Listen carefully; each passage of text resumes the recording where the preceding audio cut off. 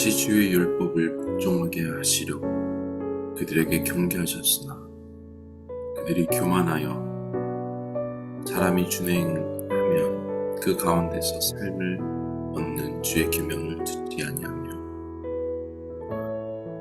주의 규례를 범하여 고집하는 어깨를 내밀며 목을 굳게 하여 듣지 아니하였나이다. 하나님, 오늘도 하나님의 말씀을 듣게 하여 주시고 하나님의 말씀을 순종하지 못하는 그 교만을 거둬주시고 온전히 주님 앞에 나아갈 수 있도록 이렇게 주님 붙들어 주시옵소서. 감사드리며 주님을 기대하며 예수님의 이름으로 기도드렸습니다. 네. 오늘 하나님 말씀 열왕기상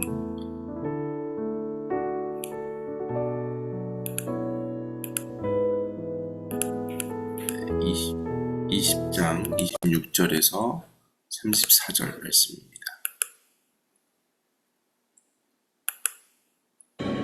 해가 바뀌니 벤하닷이 아람 사람을 소집하고 아벡으로 올라와서 이스라엘과 싸우려 하매 이스라엘 자손도 소집되어 군량을 받고 마주 나가서 그들 앞에 진영을 치니 이스라엘 자손은 두 무리의 적은 염소 떼와 같고 아람 사람은 그 땅에 가득하였더라. 그때 하나님의 사람이 이스라엘 왕에게 나와 말하여 이르되 여호와의 말씀에 아람 사람이 말하기를 여호와는 산의 신이요 골짜기의 신은 아니라 하는도다. 그러므로 내가 이 큰 군대를 다 내 손에 넘기리니 너희는 내가 여호와인 줄을 알리라 하셨나이다. 진영이 서로 대치한 지 7일이라. 일곱째 날에 접전하여 이스라엘 자손이 하루에 아람 보병 10만 명을 죽이매 그 남은 자는 아벡으로 도망하여 성읍으로 들어갔더니 그 성벽이 그 남은 자 2만 7천 명 위에 무너지고 벤하닷은 도망하여 성읍에 이르러 골방으로 들어가니라. 그의 신하들이 그에게 말하되 우리가 들은즉 이스라엘 집의 왕들은 인자한 왕이라 하니 만일 우리가 굵은 배로 허리를 동이고 테두리를 머리에 쓰고 이스라엘의 왕에게로 나아가면 그가 혹시 왕의 생명을 살리리이다.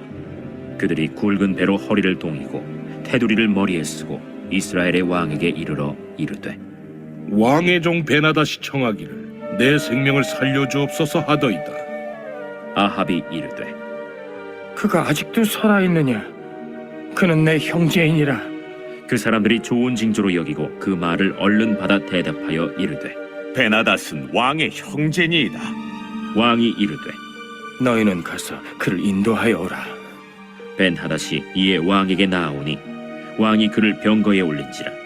벤하닷이 왕께 아뢰되 내 아버지께서 당신의 아버지에게서 빼앗은 모든 성읍을 내가 돌려보내리이다. 또 내 아버지께서 사마리아에서 만든 것 같이 당신도 다메섹에서 당신을 위하여 거리를 만드소서. 아합이 이르되 내가 이 조약으로 인해 당신을 놓으리라. 이에 더불어 조약을 맺고 그를 놓았더라.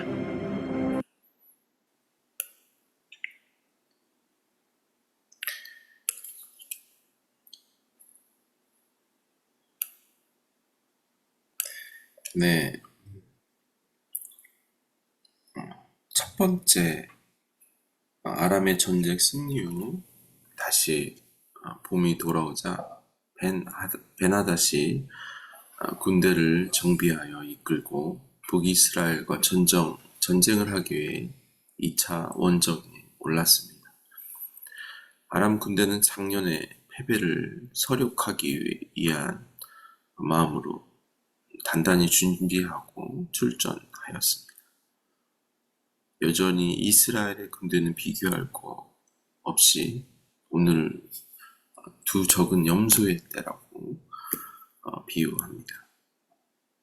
하나님이 보내신 선지자가 아합에게 다가올 전쟁도 준비하라고 권고하였음에도 여전히 초라한 모습으로 있습니다. 아마도 두 가지 가능성이 있죠. 하나는 하나님 말씀을 순종하지 않은 불순종의 아합의 모습이 있고, 또 두 번째는 진열을 갖출 여력이 없었던 상황이었겠죠. 이 두 가지 모두 전쟁에 불리한 상황이었고, 그러나 이 불리한 상황 속에서 또 하나님께서는 두 번째 전쟁에도 승리를 주셨습니다. 이는 하나님이 하심을 분명히 드러냈습니다. 하나님이 선지자를 통해 하나님이 하나님 되심을 말씀하셨고, 이스라엘에게 승리를 허락하신다는 것입니다. 인간적인 어떤 전력, 군대가 아니라 하나님 말씀이 주시는 승리를 오늘 이스라엘 또 아합은 경험했습니다. 오로지 하나님이 뜻하신 바를 이루시는 그 하나님의 일하심을 보았지만, 하나님을 여전히 믿지 않는 아합에게, 아합은 어땠죠? 국가적 위기 상황에서 하나님을 찾지 않는 그에게, 또 이스라엘에게 하나님은 회개를 기다리십니다. 또 한 번 하나님은 돌아올 수 있는 기회를 허락하십니다. 오늘 아람 베나닷은 10만의 군사를 잃은, 그리고 전의를 상실한 군대는 아벡성으로 도망하였죠.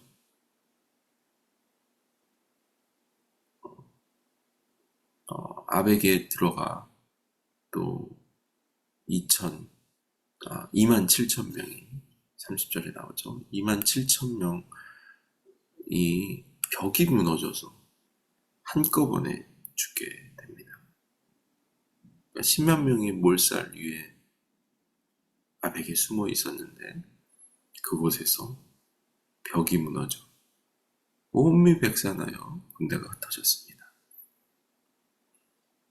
그러자 31절에 베나닷의 신하들은 아합의 인자함에 항복하라고 그에게 동정심을 자아내도록 계략을 꾸몄습니다.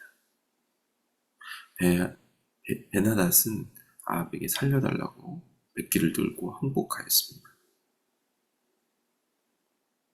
이때 아합은 하나님의 뜻을 어기고 살려주며 불순종으로 반응했습니다. 이로 말미암아 하나님의 경고가 아합에게 선포되죠. 하나님이 주신 승리를 무가치하게 행동하는 아합의 모습을 볼 수 있습니다. 하나님이 주신 영적 승리를 가볍게 여기는 우리의 행동을 돌아보게 됩니다. 교만한 이방 왕이라도 오늘 베나닷은 위기에 처하자 자신의 목숨을 구하는데 아왕 그리고 선지자를 통해 자신들의 신하들을 통해 회개하죠. 회개는 아니죠. 자신의 아합을 통해 목숨을 살기 위해 지금 하는 모든 반응이죠. 결국 하나님 앞에서도 아합이 어려움이 있을 때, 정말 힘들 때 하나님 앞에 서야 하는 그 회개하지 않는 아합의 모습이 오늘 베나닷을 통해서 역설적으로 보여줍니다. 우리는 늘 영적인 전쟁, 현재 삶의 터전에서 우리는 적을 분별할 수 있는 분별력을 갖고 있어야 됩니다. 쉽게 언약과 화친을 맺을 때 우리에게 오게 되는 어떤 죄, 연약한 모든 것들을 잘 기억해야 됩니다. 하나님 말씀을 따르기 위해 우리가 타협하지 않아야 할 그 영역을 분별해야 됩니다. 어떤 순간적 경제적 이익이나 어떤 세상의 평판, 존경심을 위해 우리 영적 이 승리를 가볍게 여긴다면 하나님도 우리를 존귀히 여기지 않을 것입니다. 또 승리하고 나서 승리답게 누리지 못하고 하나님의 은혜를 경험하고도 하나님의 은혜에 보답하지 못하는 교만과 완악함을 볼 수 있어야 됩니다. 우리가 살다 보면 사사로운 그 오해를 풀기 위해 우리의 믿음과 거룩함을 포기할 때가 많이 있습니다. 영적인 전쟁은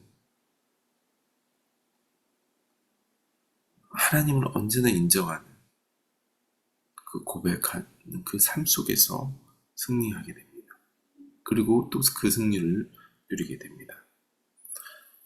영적 군사는 언제나 전신갑주를 취하며 삶을 살아내야 합니다. 조금도 사단에게 틈을 주지 않는 그것이 바로 영적 승리의 비결입니다. 하나님의 말씀을 순종하여 승리를 경험하고 또 다시 찾아올 그것이 바로 자세입니다. 승리에 취해 있는 것이 아니라 또 다른 공격을 대비하는 그리고 타협해 올 우리 삶 속에서 그 사단의 속삭임에 넘어지지 않고 흔들리지 않는 그 경험이 하나님을 향하여 그 은혜의 감사의 보답에 그 영적 워리어들이 늘 하나님의 말씀 그리고 깨어있는 것 부분을 인식하는 것 그것이 전쟁의 승리의 비결입니다. 오늘도 우리 삶 속에서 그런 승리가 일어날 수 있도록 하나님 또 불현듯 또 찾아온 우리 고난과 어려운 문제들을 다시 하나님을 의지하며 하나님의 말씀에 귀 기울이며 하나님의 말씀을 통해 일하실 것들을 믿고 순종하게 하여 주옵소서. 할 수 있을 때 믿는 것이 아니라 할 수 없을 때 하나님을 더 기대하는 그 믿음의 사람들로 오늘도 살아갈 수 있도록 도와주시옵소서. 우리의 모든 것 되어주신 우리 되어주신 찬양을 감사드리며 예수님의 이름으로 기도드렸습니다. 아멘. 오늘도 우리가 조금도 교만하지 않고 하나님 말씀을 붙드는 그런 겸손함으로 승리하는 하나님의 축복입니다. 아멘.